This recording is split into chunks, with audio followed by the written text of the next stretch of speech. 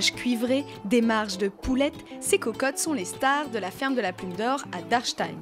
Georges Koons reprend l'exploitation familiale de vaches laitières en 1986 et crée un poulailler géant.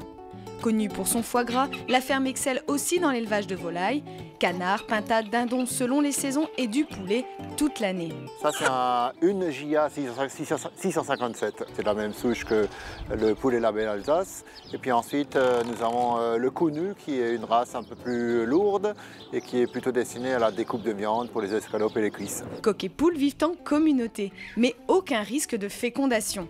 En effet, les gallinacés destinés à la viande ont moins de 5 mois. Une poule pondeuse doit être âgée de 7 à 8 mois pour produire des œufs. Ces poussins alsaciens naissent dans un élevage de proximité.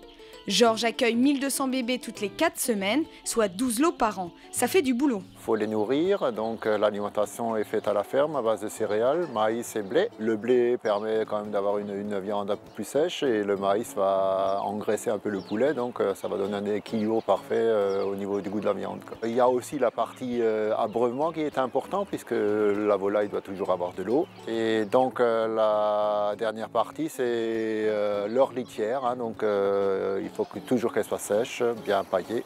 Et ça, c'est vraiment le travail quotidien.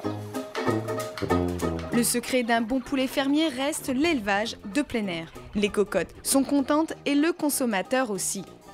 L'abattage est réalisé chaque semaine lorsqu'une poule atteint en moyenne 3 kg. 24 heures après, Georges peut se lancer dans la découpe de 200 poulets. 10% seront vendus entiers, le reste part à la découpe. Sur un poulet, donc, il y a essentiellement trois morceaux. Il y a l'aileron, ce que je suis en train de découper là.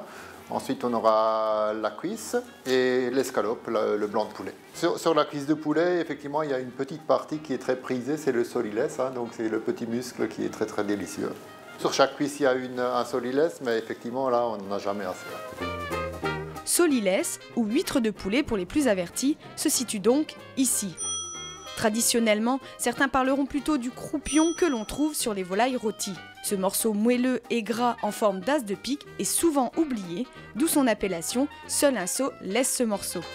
Toute la chair du poulet est consommable, des abats à l'escalope, tout ça vos fourneaux. Voilà, donc c'est une escalope qui est vraiment très, très tendre et très facile à cuire. Le poulet, c'est une viande qui n'est pas très sèche, hein, donc il faut un peu plus de cuisson en termes de temps, hein, plus long, puisque c'est quand même un poulet qui est fermier et qui a un âge un peu avancé. C'est pas du poulet qui a 12 semaines ou voire que 10, quoi. Donc il a un âge avancé, donc il faut le cuire un peu plus, quoi. Le blanc de poulet reste le chouchou des consommateurs. Alors pour valoriser l'ensemble de la viande, la ferme décline le poulet en charcuterie, gésier confit ou encore en tourte maison, soit une 50aine de produits artisanaux. Pour les cocottes, on peut faire confiance à Paul. Viens poupoule, viens poupoule. Ah, si vous connaissiez ma poule. Ah, mais vous êtes là. Bonjour, chers amis du terroir. Aujourd'hui, si nous parlions un petit peu de poules. Vous savez, moi je rêvais et je pensais aussi à mon ami qui était marin au long cours et qui, sur ses bateaux, pensait aux poules. Mais surtout à la poule Riesling. Et ce qu'il aimait, ce qu'il préférait là-dedans, c'était la sauce. Mais il n'y a pas que la sauce dans la poule. Il y a aussi les cuisses, il y a le blanc, il y a tout ce que vous voulez. Et nous avons une star en Alsace, c'est la poule noire.